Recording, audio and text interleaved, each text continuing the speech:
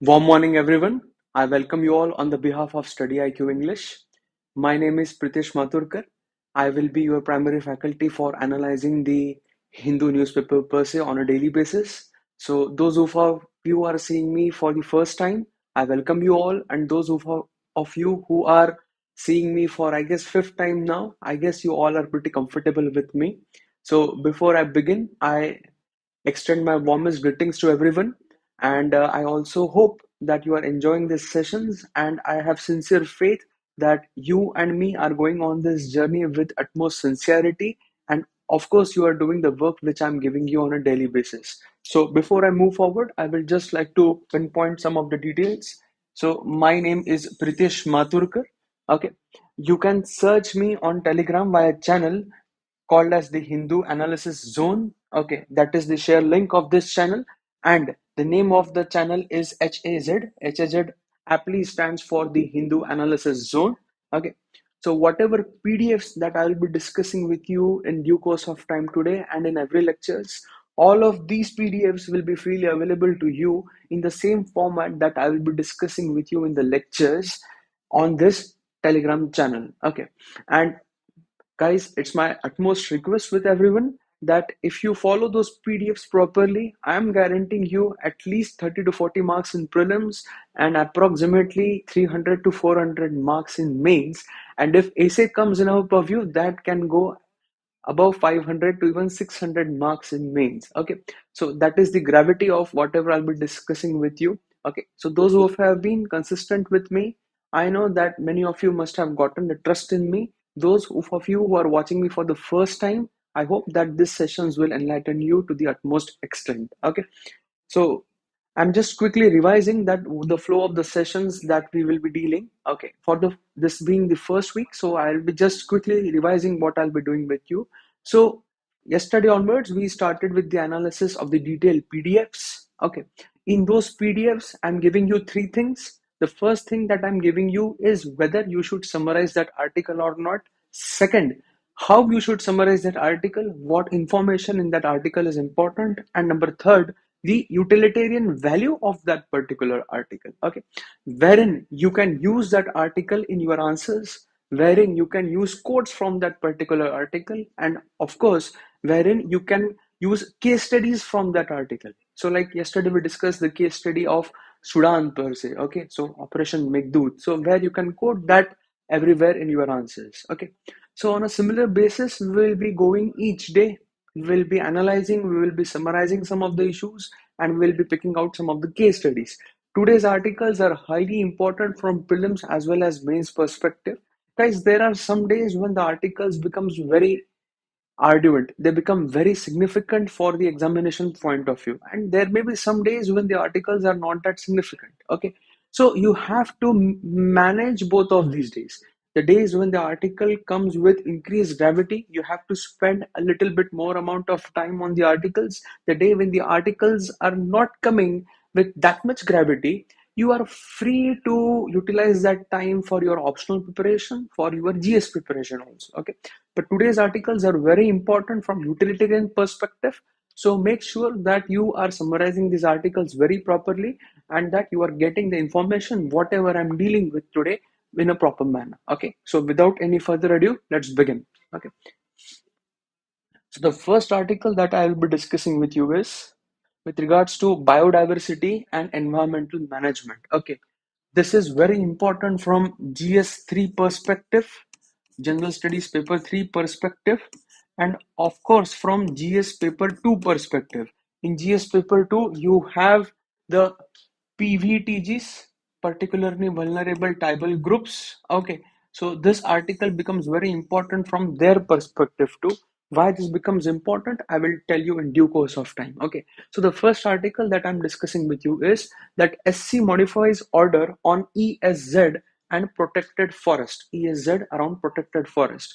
ESZ stands for ecologically sensitive, ecologically sensitive zones. Okay, so basically this article pertains to the Supreme Court taking back its order. So if you just read this article, Supreme Court on Wednesday modified its judgment to have mandatory eco-sensitive zones of minimum 1 kilometer around protected areas, national parks, and wildlife sanctuaries across the country. Now, what do you mean by this? Okay, so as per the Wildlife Protection Act, WPA, you have certain protected areas in India.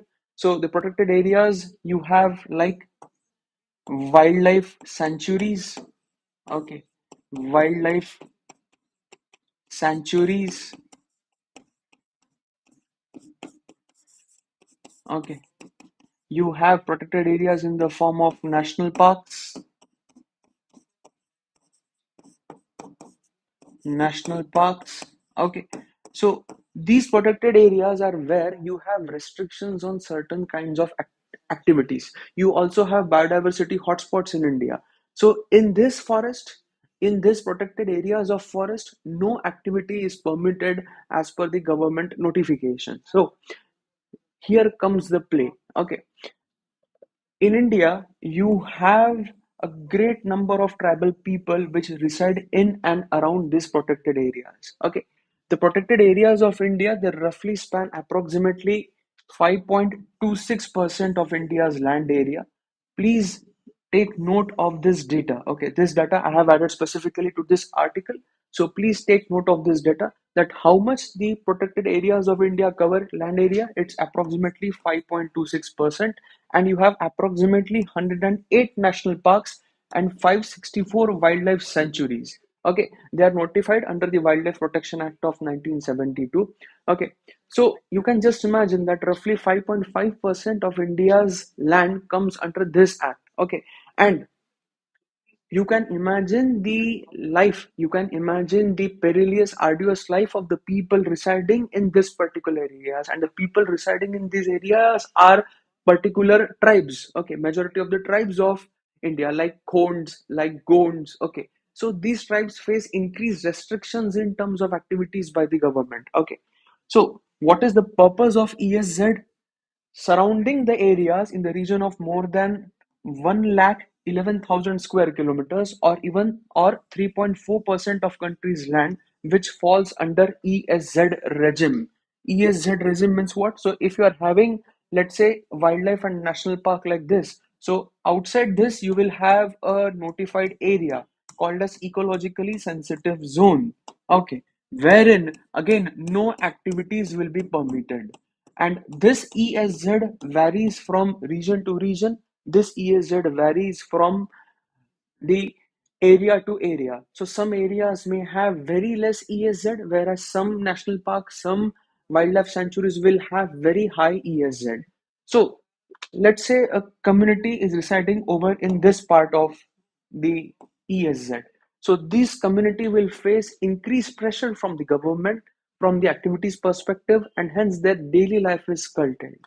So there was a very big issue in Kerala last year, wherein the people of the southern Kerala, they protested against this notification of Supreme Court that you need to have ESZ within 1 kilometer area of the forest everywhere. Okay, and mind you, this notification or this delineament of ESZ is done by the principal chief conservator of forest. He is a IFOS officer. So the principal chief conservator of forest does not take into account the life, or does not take into account of the local needs of the people.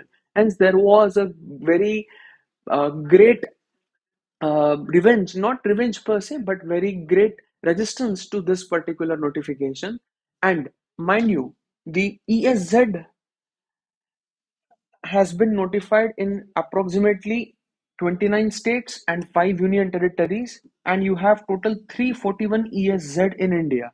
Okay, and this ESZ, accounting with the protected areas, cover roughly 8.66 of India's land area. So you have protected areas and you have ESZ. ESZ combined with the protected areas of India, they together cover approximately 8.66% of land area. Now just imagine the arduous life of the population which resides over here. Hence, you had an act called as FRA, Forest Rights Act of 2006, wherein the rights of the indigenous dwelling tribes of the forest were recognized, and you had the land which was coming under protected areas and ESZ being delineated to them. So basically, this notification of Supreme Court, wherein the Supreme Court is taking back, it is in the favor of Forest Rights Act of 2006, wherein now the village communities which reside in the vicinity of this national parks, which fall under ESZ, now they will get their dwelling rights over these lands which they own ancestrally. Okay, so this decision is a very pivotal decision. Okay, and the extent of EEZ from the boundary of protected areas ranges from 0 to as much as 45.82 kilometer in the Pin Valley National Park of Himachal Pradesh. Okay, so the biggest ESZ in India is in Pin Valley National Park of Himachal Pradesh. It is approximately 45.82 kilometer. So now just imagine that outside this park, roughly 46 kilometers of area comes under ESZ and no activity is permitted. Hence, this notification of Supreme Court is a big win for the Forest Rights Act, is a big win for the forest dwelling communities in the ESZ region. Okay, so the Supreme Court pointed that it is reasoned that ESZ cannot be uniform across the country and has to be protected area specific.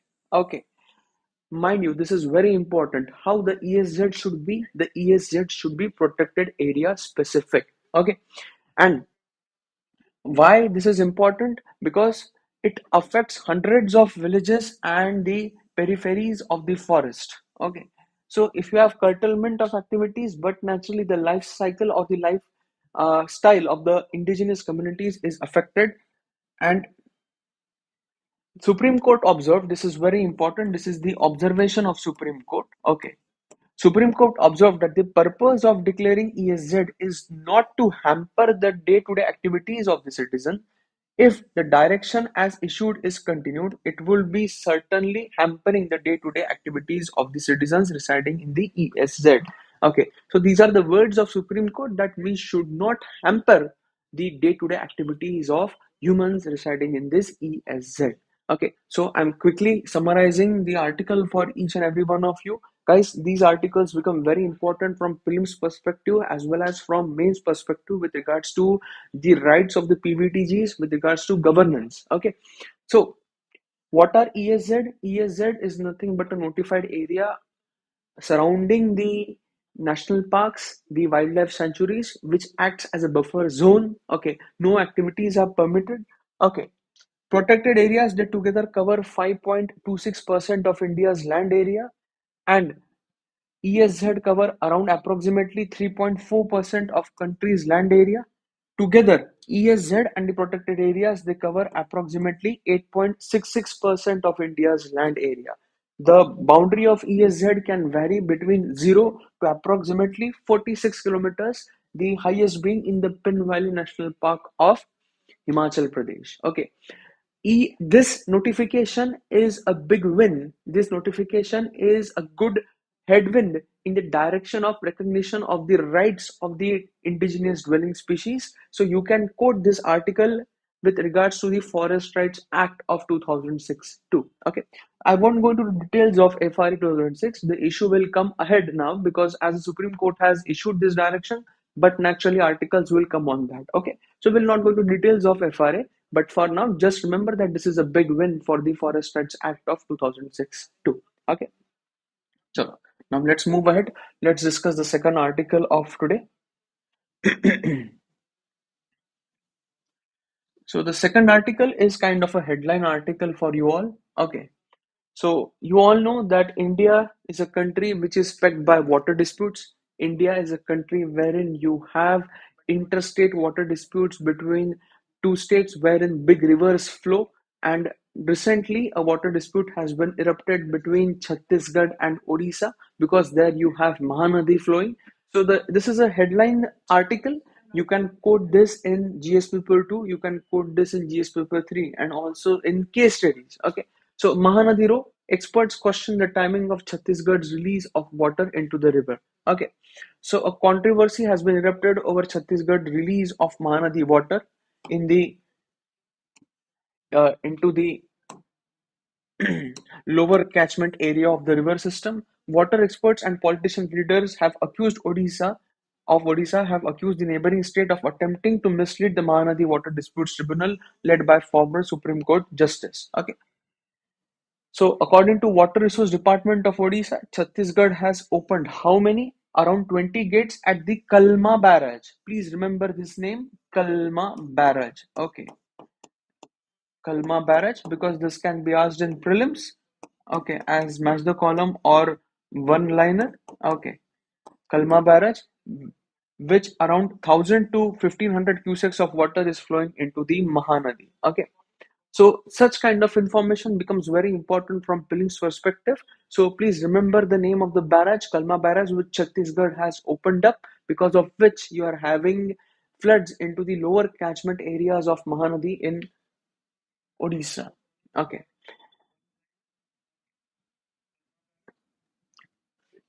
Please remember that you have a water dispute tribunal which has been established by the center. So, following a complaint filed by Odisha within Ministry of Jal Shakti under Section 3 of Interstate Water Disputes Act. Please remember the section number 2, because you can quote this in your answers. So, wherein the tribunals are formed, they are formed under Section 3 of Interstate Water Disputes Act. The Mahanadi Water Dispute Tribunal was formed in the year March 2018. So you have water dispute tribunals with regards to Godavari to, with regards to Kaveri to, Kaveri being Dakshin Ganga, and you have water dispute tribunal now being formed in the year March 2018 with regards to Mahanadi to. Okay, the tribunal has been asked to submit its report by December 2020. Fine. Okay. So you can quote this article as a headline article in different examples. You can quote this article in different answers. And please remember that India is pegged by water disputes and interlinking of rivers, the National River Linking Project. Every year, the questions are asked in this format in some of the other papers. So please prepare these topics well. Okay, just 1,000 words write up, just 2.5 page write up on this will suffice for you for eternity. Please don't skip this topics at any cost. Mind you, guys, these are hotspots. Hotspots means definitely questions will come from this part of your curriculum. Okay. See, if you leave such topics, you are committing a big mistake. Not a big mistake, you are committing a blunder. Why? Because you are leaving those topics which will be answered by everyone. Okay.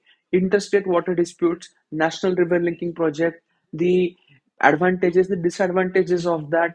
Every year you will have questions from this. And if you leave these topics, you are giving your all India rank per se to others free of cost. So please don't do this, guys, at any cost. Okay. So this being the headline article, nothing more to discuss. So let's now move to the other article. Now, this article is very important in today's perspective. Virtual digital assets, India stand and the way ahead.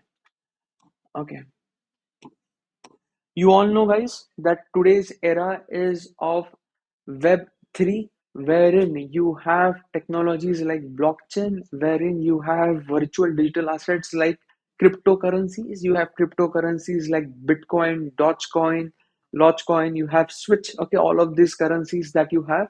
So recently, India has taken its first step in regulating the virtual digital assets, and these assets needs to be regulated from two perspectives. Number one, why these assets need to be regulated? These assets need to be regulated because these assets are not centralized, rather they are decentralized. Okay, they are decentralized, wherein the central bank will have no say in these assets. And number two, these assets can be used for money laundering.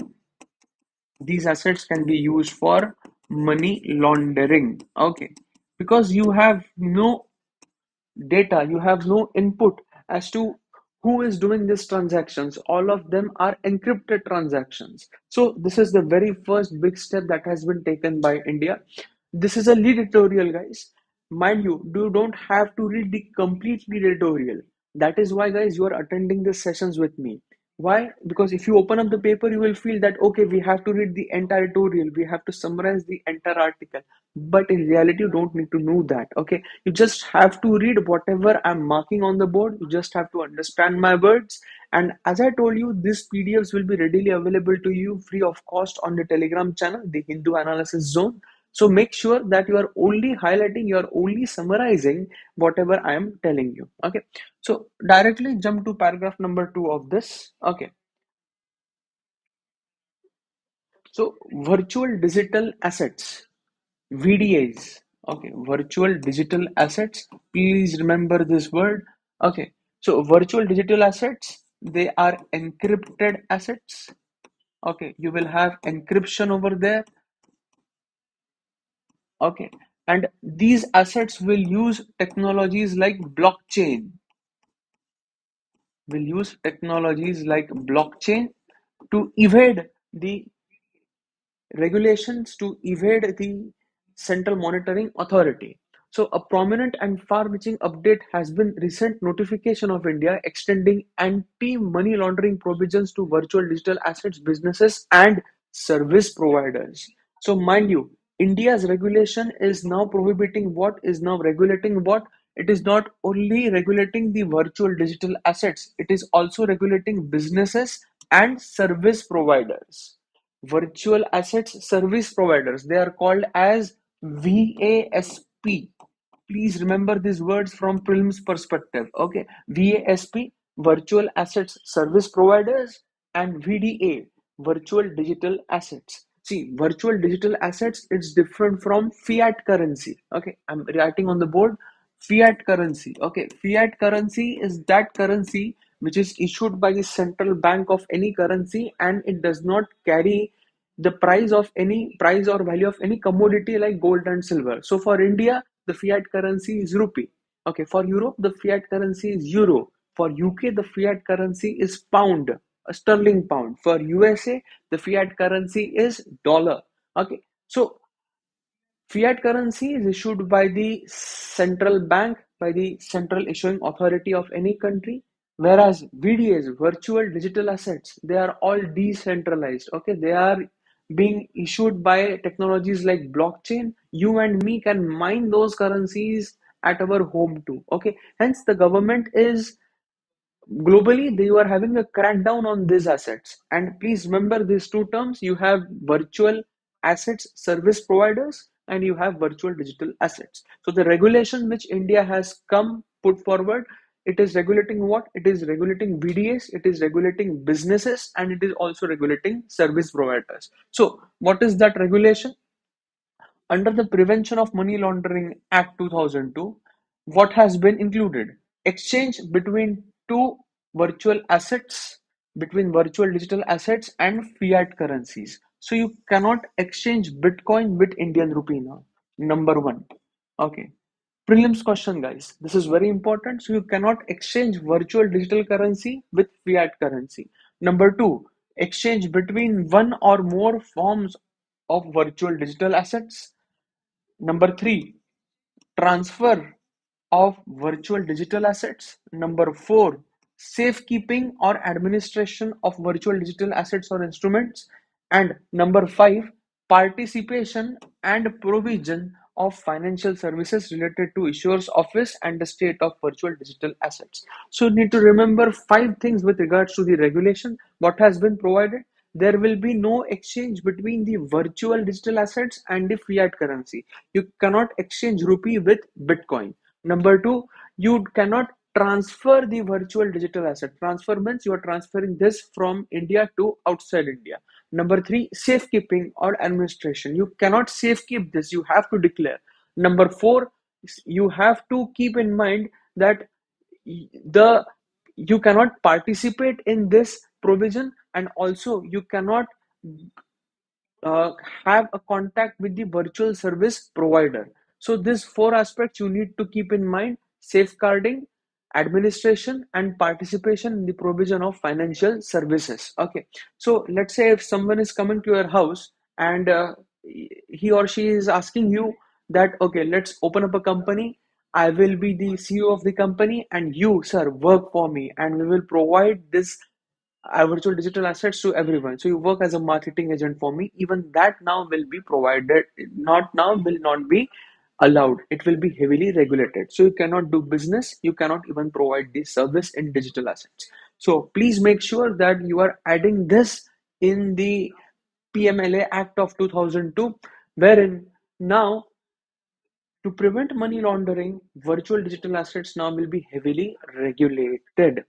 Mind you, guys, there is no regulatory framework as of now. These are only statements, these are only a kind of addition to the act. Okay, there is no regulatory framework as of now as to what will be the penalties, what will be the punishments, what will be the grievance redressal portal. There is no framework as of now. India needs to work in the future with this, but there is now some regulation in the at the as the amendment to the PMLA Act of 2002. Okay, so let's move ahead.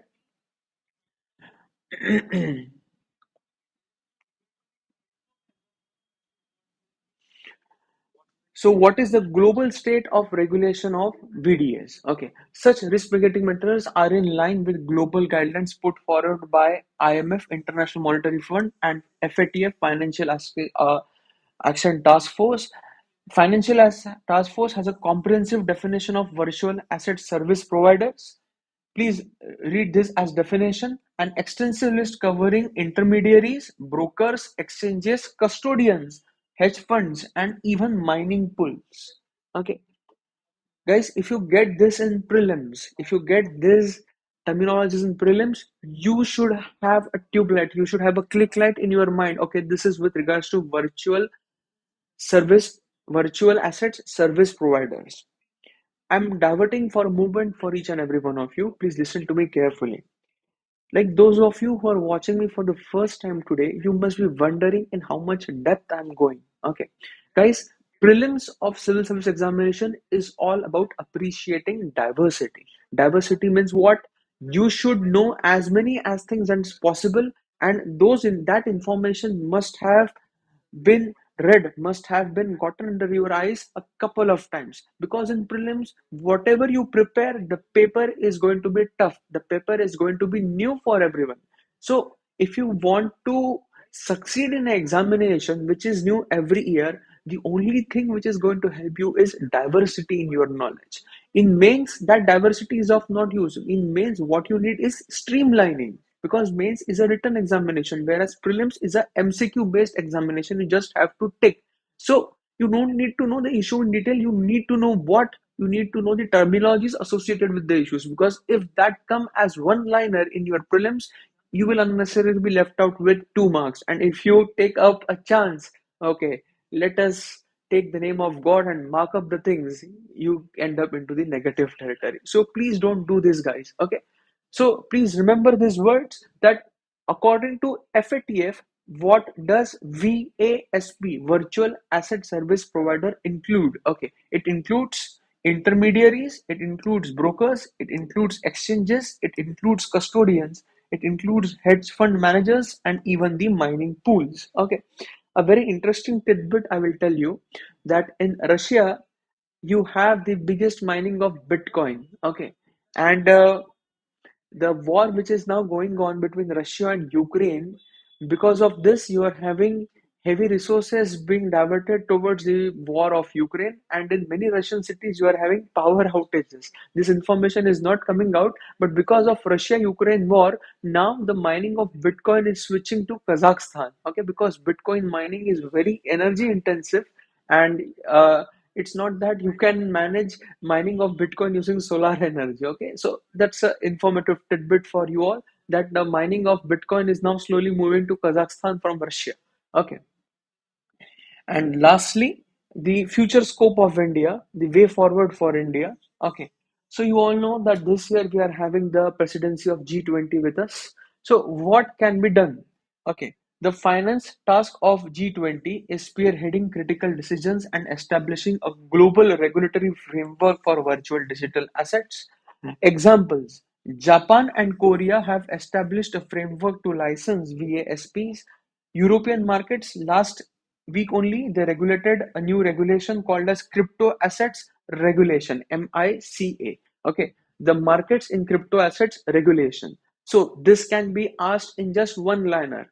MICA, what does this stand for? So MICA stands for Market in Crypto Assets Regulation, because you have such questions which come in prelims. I still remember there was a question with regards to the uh, joint agreement in automobiles. Okay, so directly this question was asked in prelims, that joint agreement in automobiles is with regards to which of the following unions. So the answer was European Union. Okay, so you can be directly asked in prelims with regards to this. Markets in crypto assets regulation is pertaining to which of the continent or which of the area. So you have to see the European Union, and it has been regulated by European Parliament. So what's the headway of India? Okay, going forward, a progressive regulatory framework will instill animal spirit in India's innovation economy and established India's virtual digital assets leadership. So, what is the need of India now? That you need to have a regulatory framework for regulating VASPs. Okay, VASPs will include, again, I'm include what I'm again reiterating. They will include the hedge fund managers. They will include the brokers. They will even include the mining pools. Okay, so India does require a regulatory framework right now. Are BSPs regulated in India? Yes, they are regulated under what? Under Money Laundering Act of 2002. You just need to remember this. Guys, this is a unknown territory for many of the aspirants. Why? Because with evolving technologies, the nature of dealing, the nature of money laundering is changing. Okay, and mind you, UPSC will now ask questions from this area because these areas are new. And you being the future civil servants of India, you need to know these areas holistically, not in a detailed person, but you need to know the issue, because your job as civil servant in future is going to be prevention of this only. Okay, not misuse of these technologies, but a proper guided use of these technologies. So mind you that you are doing these topics with utmost care. Okay, so now let's move forward. Let's move to the another article of today. Okay, this article again is very important.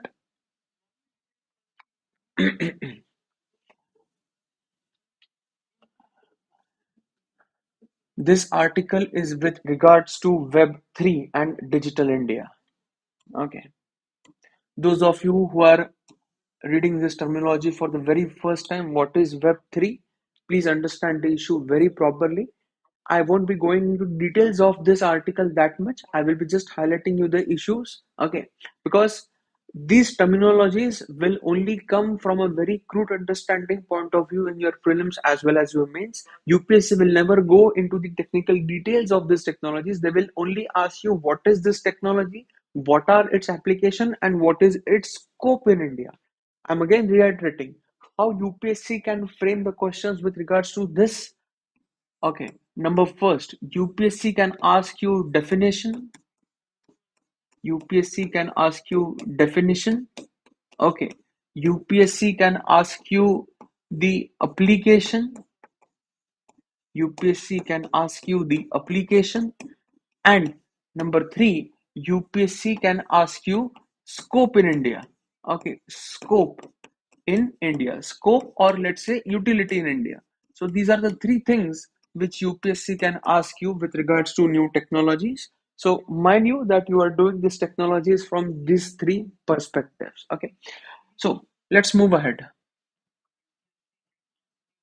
Okay, so there are two technologies today. You have Web 3 and Web 3.0. Okay, so there are two versions. You have Web 3 and you have Web 3.0. Okay, so what is Web 3 and what is Web 3.2? But before that, you first need to understand what is Web 1 and Web 2. Okay, so Web 1 was the most initial form of internet, okay, wherein you had a protocol called as HTML.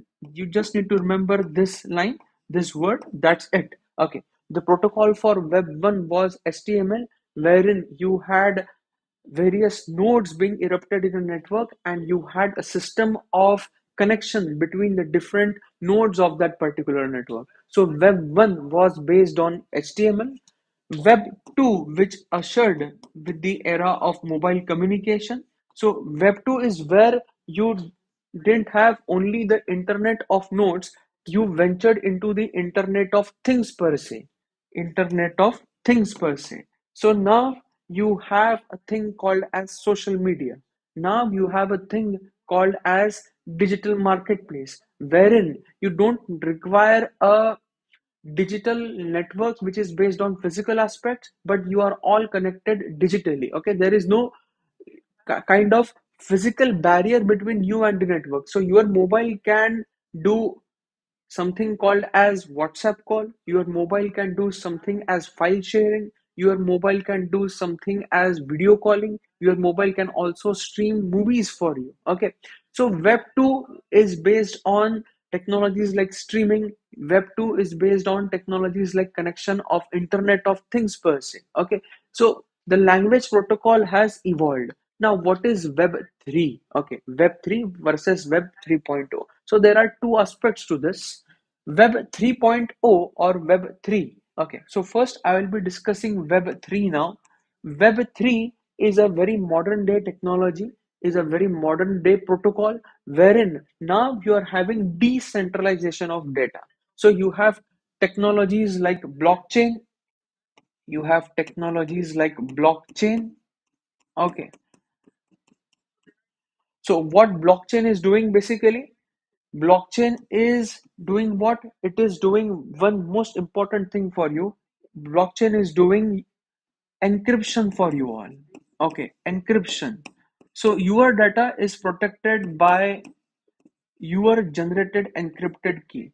No one in the world can decipher that data if they don't know the encryption key which you have generated. Okay, and that encryption key will be unique to you. Okay, so if I am generating any data, that data will be known only to me. Okay, if you want to know that data, I need to provide you the encryption key. Whereas up till now, what was happening? All the data was generated by big companies like Google, like Microsoft, like Facebook. Okay, they were having the exclusive access to that data, but now you will be generating the data on your own and you will be the owner of your own data. So Web 3 is basically web that is based on decentralization, which is based on technologies like blockchain and encryption. Whereas what is Web 3.0? Web 3.0 is the web which is driven by AI, artificial intelligence. Okay, so recently you have a thing called as chat gpt. Right now we are having chat gpt 4. So you have your own virtual AI. So some people have fallen in love. I have even heard some cases where chat gpt has actually asked a man to file a divorce with his wife and marry him. Okay, so we don't know where the in which direction the world is going, but Web 3.2, which is driven by AI, this needs to be heavily regulated. So you just remember the difference between these two technologies, guys. Web 3, okay, WEB, Web 3, it is a decentralized service. It will be a decentralized service which is based on blockchain and encryption protocol, wherein the consumers will mine their own data, wherein the consumers will aggregate, they will generate their own data, and the consumers will be the sole owners of their data. Wherein Web 3.0, it will heavily rely on AI. So Web 3.0, you can call it as IR 4.0, Industry Revolution 4.02. Okay, that's a different discussion, but you can just interlink with this. Okay, so if you read this, some experts term the third-gen web as Web 3, while others use the decipher Web 3.0. For web tech buffs, Web 3 is decentralized, privacy-oriented, blockchain-driven, and crypto-asset friendly, while Web 3.0 holds the property of the semantic web, which is powered by artificial intelligence. So Web 3 is driven by blockchain, whereas Web 3.0 is driven by AI. That is the difference between the two versions. Okay, next paragraph. Okay, next line.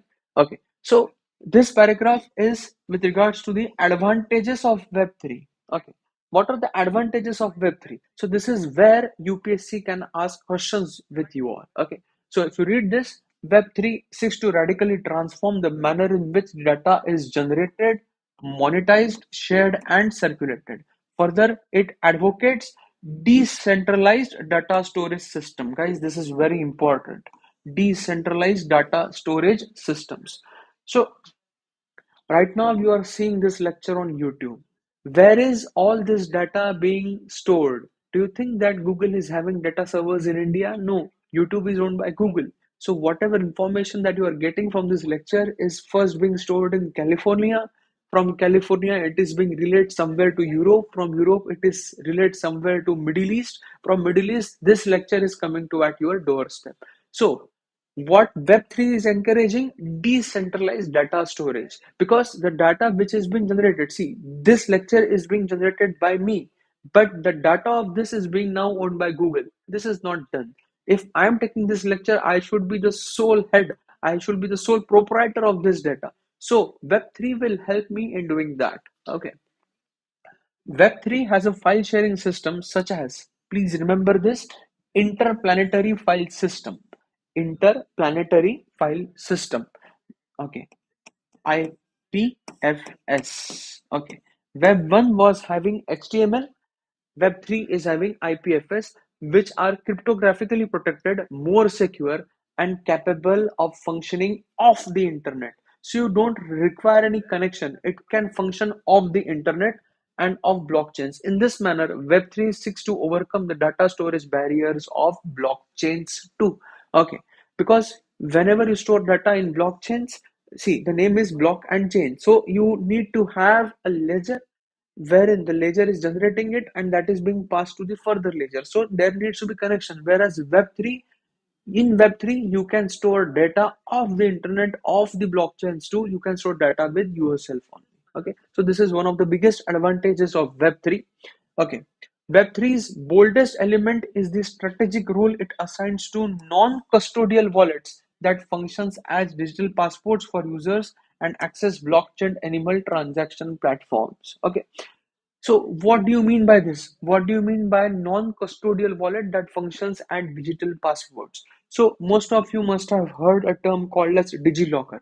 DigiLocker is an app which is given by Government of India, wherein you can store all of your documents, all of your identity, all of your passports, your matriculation certificates, everything you can store. But that access is given to you by the government. Using Web3, you can have your own digital passport. You can create your own digital identity, and you don't need to rely on someone on creating that identity. You can create your own. Okay. So, where can all this be used? Let's move ahead. Okay. How India can benefit applications in India. This is very, very important. Okay. So, very good or the very indigenous application of this of the digital passport or the token system. Token system means what? That I am generating a token for myself or I am generating a token for you. So the very good application of this is India's handicraft industry. Okay, please remember this, guys, is renowned for design related innovations, many of which are not protected by IP rights. See, handicraft industry is not protected by IP rights. Getting an IP, intellectual property right, it's very arduous in India. Okay, so the digital tokens minted by Web3 platforms would enable our handicapped enterprises to secure their innovations. So I am a master craftsman and you are my apprentice. Okay. I want to secure my mastery for you all. So what I will do, I will just generate a digital token and the digital tokens key will be exclusively available to you only, and that key will be you centric. Okay, only you will be able to open that digital token, no one else. Even if you provide them the same key, they will not be able to do digital token because that key will be exclusively assigned to you. No one else will be able to do that. So in this way, I being the master, you being the apprentice, I will pass on my knowledge to you, and now it's in your hands as to how you pass off the knowledge to your even lower apprentice. Okay. Second most important application is that you have major digital public infrastructure push and large scale deployment of Internet of Things in rural development projects. So, how can this be utilized? Okay. So, a very good example has been discussed in this article that you have Atal Bhujal Yojana, which has been launched by the government for monetization of groundwater utilities, okay, and aquifer contamination. Okay. So you have n number of data which is being generated in this scheme. So what you can do is you can use Web3. Okay, how you can use Web3?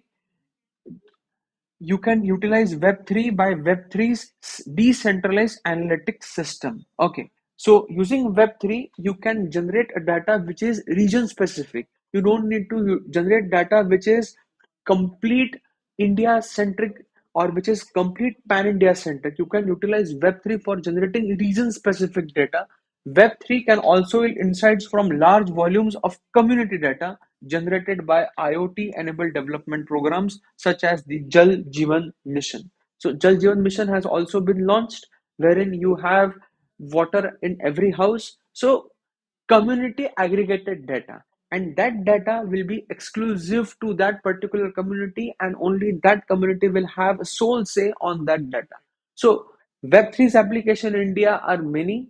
You can utilize them in monitoring of the missions. You can utilize them in monitoring or the implementation of the policy missions which have been launched by the government of India. And you can have community specific data being generated, and you can utilize this data further for research purposes too. And this data will be secured in the form of token, in the form of encryption. And the key for this will be exclusively available to the people, the local people only. Okay. And another very important application is early warning systems for floods, which will improve with Web3 due to data analytic facilities being obtained at sub-basin level. Okay, so I'm highlighting you for all. What do you mean by this? Okay, so let's say you have a mountain over here. You have a mountain, okay, and you have a river which is flowing from the mountains, and here you have plains wherein you are having agriculture. Okay, you are having agriculture.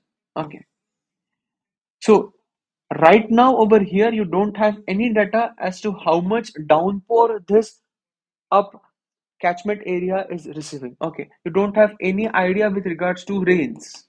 Okay, now what you can do is you can utilize Web3's decentralized or decommissioned analytics system, wherein you can utilize the data of downpour over here. So you have a data of downpour.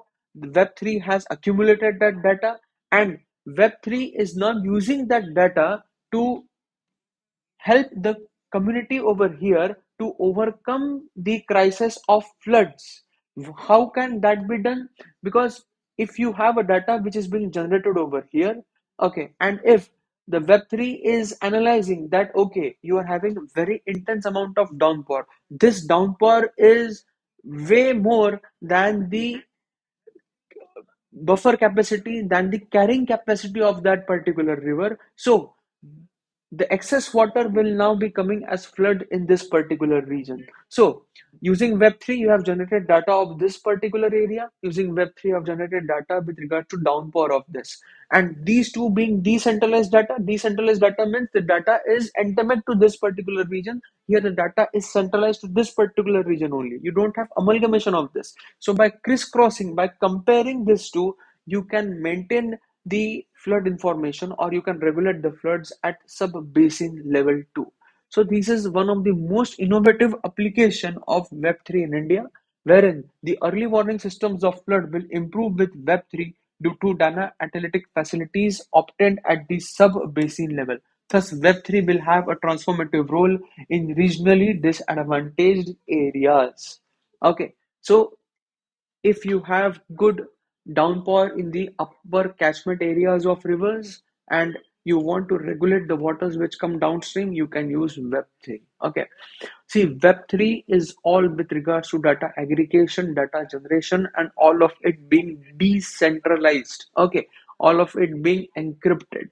And mind you guys, there are downsides to this too. Okay, it being decentralized, it being deregulated, so some of it might be put to use which is not in line with the upscale development or the holistic development of the people. It might be put to use to sinister users too. So this needs to be again regulated. This needs to be again having some regulatory framework.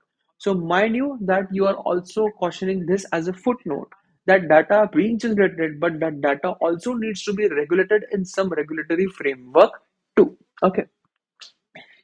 So the last line, way ahead, India's National Blockchain Strategy 2021 proposes to explore tokenization and apply blockchain solutions for development programs. So you can interlink India's National Blockchain Strategy with Web3. You can apply tokenization and you can apply blockchain solutions for the development too. We are moving from centralization to decentralization because India being a very vast country, centralization is not the final solution for everything. You need to have some decentralized processes too. Okay.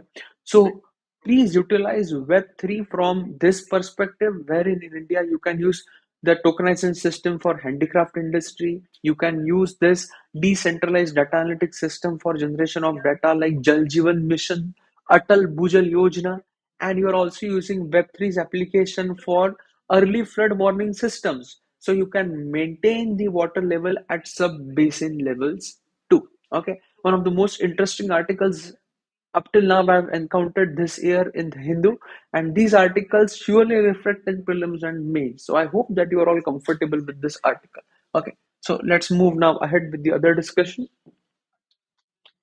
Uh, the next article for today and the last article for today.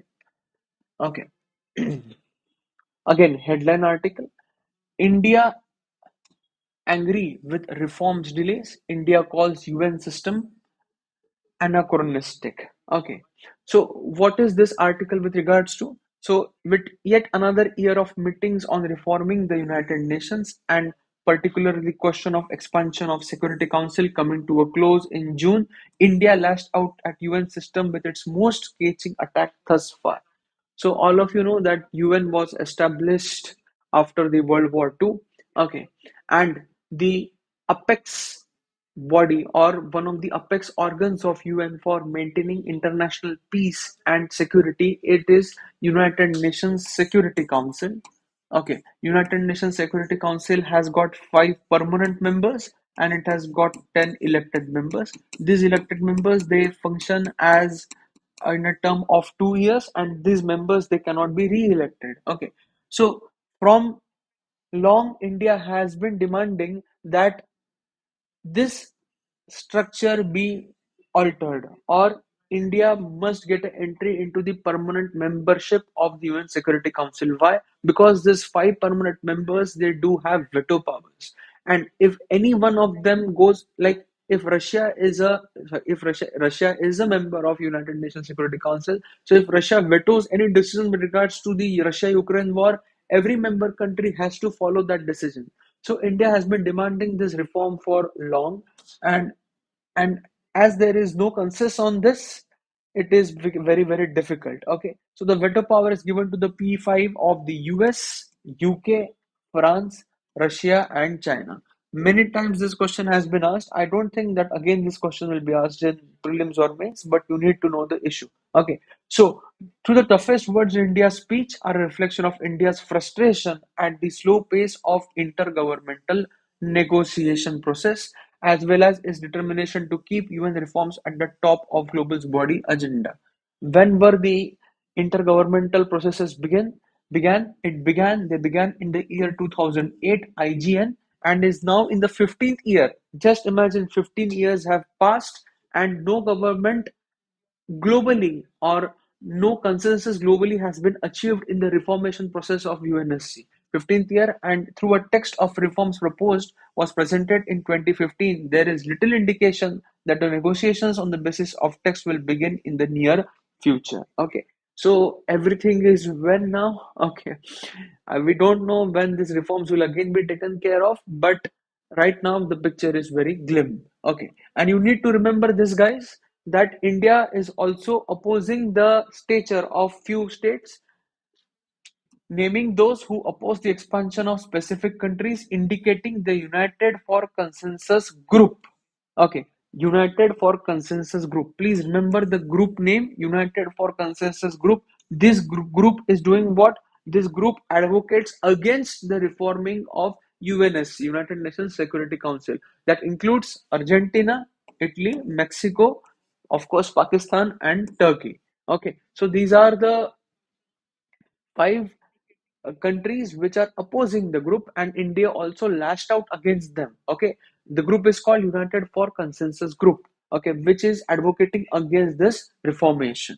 Okay, so I guess this all solves the purpose today of today's articles. I'm again reiterating my name. My name is Pritesh Mathurkar. You can get all these PDFs freely available in the same format on the Telegram channel called as the Hindu Analysis Zone. The channel name in a short form is HAZ. I hope that these sessions are enlightening to each and every one of you and that you will greatly benefit from these sessions. Guys, consistency is the key in civil services examination. Okay, if you are not consistent in civil service examination, your success is not guaranteed.